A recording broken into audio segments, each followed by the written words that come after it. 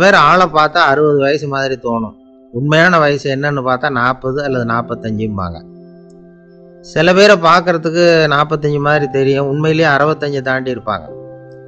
ஒரு மனிதனுக்கு 2 வகையான வயது உண்டுங்கிறார் ஓஷோ. அதாவது உடம்புக்குன்னு ஒரு வயசு, மனசுக்குன்னு ஒரு வயசு.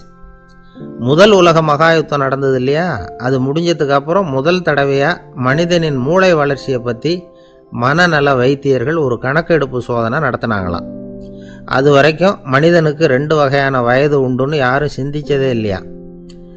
அந்த உலக மகா யுத்தம் முடிஞ்சதுக்கு அப்புறம் மனிதனுடைய சராசரி மனதின் வயதை கணக்கிட்டு பார்க்கும் பொழுது அவங்களுக்கெல்லாம் ரொம்ப அதிர்ச்சியாக இருந்துதான்.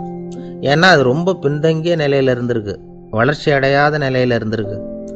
அவங்க கண்டுபிடிச்ச பிரகாரம் அப்போ மனசோட சராசரி வயசு என்ன தெரியுமா? 14.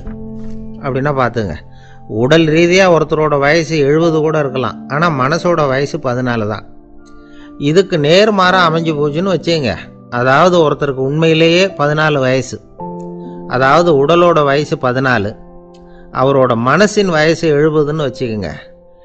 இப்படி அமைஞ்சுட்டுதுன்னா அவர் சீக்கிரம் ஞானத்தன்மை அடைஞ்சிருவார் அப்படின்னு அர்த்தம்.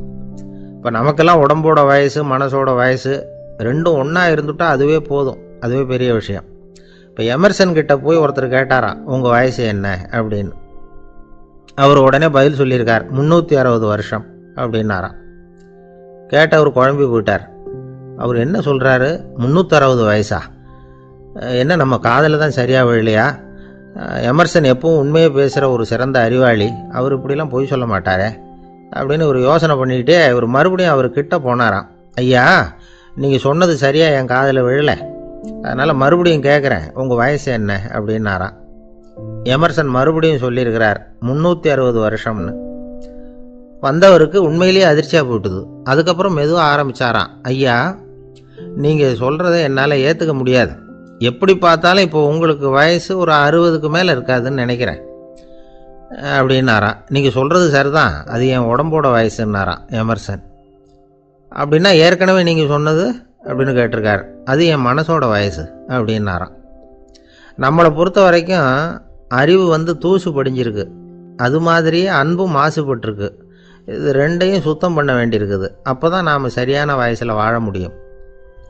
ஒரு ஆசாமி இருக்கிறார், அவருக்கு உடம்போட வயசு அதிகம், மனசோட வயசு ரொம்ப குறைச்சல், குழந்த மாதிரி. அவர் ஒரு ஆஸ்பத்திரியில் படுத்திருக்கிறார். நர்ஸம்மா எல்லாருக்கும் மருந்து கொடுத்துட்டு போகிறாங்க. கொஞ்ச நேரம் கழித்து திரும்பி வந்தாங்க.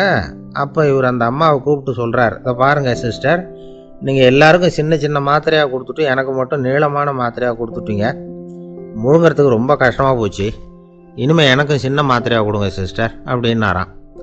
அந்த அம்மா உடனே அதிர்ச்சியாகி தலையில் அடிச்சுக்கிட்டாங்களாம். நான் கஷ்டப்பட்டு மாத்திரையை முழுங்கினத்துக்கு நீங்கள் ஏமா தலையில் தட்டிக்கிறீங்க அப்படின்னு கேட்டிருக்காரு இவர்.